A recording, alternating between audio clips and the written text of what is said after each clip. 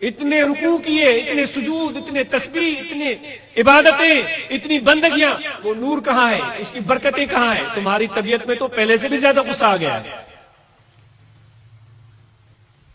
تمہارے اندر تو صبر میں کمی آ گئی ہے، تمہارے اندر تو برداشت میں کمی آ گئی ہے۔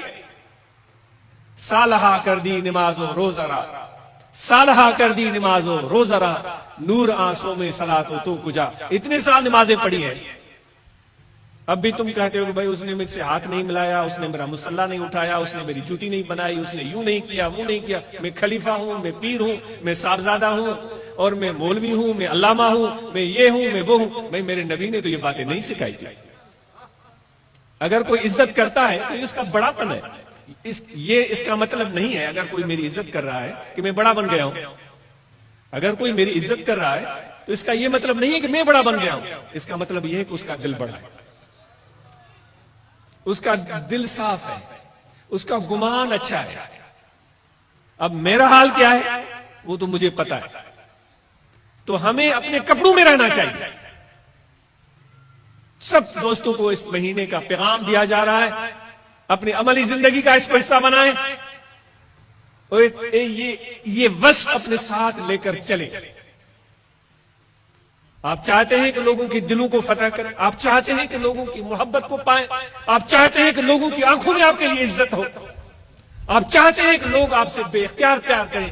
دولت کی ضرورت نہیں ہے، خدا کی قسم، پیسوں کی ضرورت نہیں ہے، بڑے مرتبے کی ضرورت نہیں ہے، بڑے محل بنانے کی ضرورت نہیں ہے، بڑی گاڑیاں خریدنے کی ضرورت نہیں ہے۔ یہ میرے نبی کا ڈھنگ سیکھ لو، برداشت اور صبر۔ دیکھو کیسے لوگ تمہیں اپنے سر پر بٹھاتے، کس طرح تمہیں کامیابی، کامرانی اور سرفرازی ملتی ہے۔ یہ وصف مسلمانوں کو ہم سب کو سیکھنی پڑے گی، اس کے بغیر کام نہیں ہوگا۔ تقریر اور وعظ سے نہ کتابوں سے، نہ وعظوں سے، نظر سے پیدا، دین ہوتا ہے بزرگوں کی نظر سے پیدا۔ وہ جو دین جس کو تم سمجھتے ہو وہ صرف رکوع اور سجود کا نام نہیں ہے،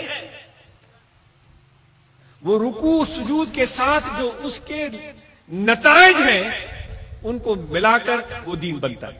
رکوع اور سجود کے جو نتائج ہیں، رکوع اور سجود کا جو روح ہے، وہ عجز ہے، وہ انکساری ہے، وہ صبر ہے، وہ برداشت ہے، وہ معاف کرنا ہے، یہ اس کے نتائج، عواقب اور اس کا روح ہے۔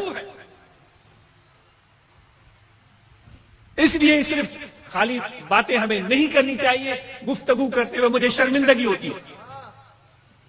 ہمیں اپنے اندر عملی طور پر تبدیلی لے کر دکھانی ہے۔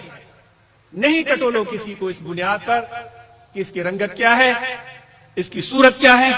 جس طرح دوستوں نے مجھے بتایا کہ انٹرنیٹ کے ذریعے بے شمار لوگ سن رہے ہوں گے، بھائی جو بھی ہم فقیروں کا پیغام ہے آپ سن لیں۔ انٹرنیٹ کے ذریعے دنیا میں شاید دور تک آواز جا رہی ہو، میں ان سے مخاطب ہوں، ان احباب سے مخاطب ہوں۔ سن لیں آپ جو بھی فقیروں کا پیغام ہے، جو بھی میسج ہے، جو بھی کیفیت ہے ان فقیروں کی، جو بھی ایک انداز ہے۔ لیکن یہ سارا منظر سننے اور دیکھنے سے پہلے اپنے دل کو اعتراض سے خالی کرنا پڑے گا، نیوٹرل ہونا پڑے گا۔ جب تک نیوٹرل بن کر نہیں سنو گے کسی کی بات تو فیصلہ کر نہیں پاؤ گے، کیونکہ پہلے سے ایک چشمہ پانا ہوا ہے۔ اس چشمے کے ذریعے ایک خاص رنگت میں کچھ خاص لوگ آپ کو نظر آتے ہیں، اس میں آپ تقسیم کر دیتے ہیں کہ یہ اس طرح کے لوگ ہیں، وہ اس طرح کے لوگ۔ وہ چشمہ اتارنا پڑے گا۔ وہ لوگوں کو مختلف رنگوں میں جو دکھاتا ہے چشمہ، اس کو کوئی بھی نام دے دے، وہ لفظ بھی میں زبان سے بولوں تو مجھے اچھا نہیں لگتا، وہ چشمہ اتارنا پڑے گا۔ بالکل ہمیں ایک عام انسان سمجھیں، جس طرح ایک عام لوگ ہیں۔ سینکڑوں لوگ آپ دیکھتے ہوں گے بازاروں میں، شہروں میں پھرتے ہیں، ایسا ہی سمجھیں۔ بس پھر ہماری بات سنیں اور اس پر غور کریں، اپنے مشاہدے میں لے آئیں۔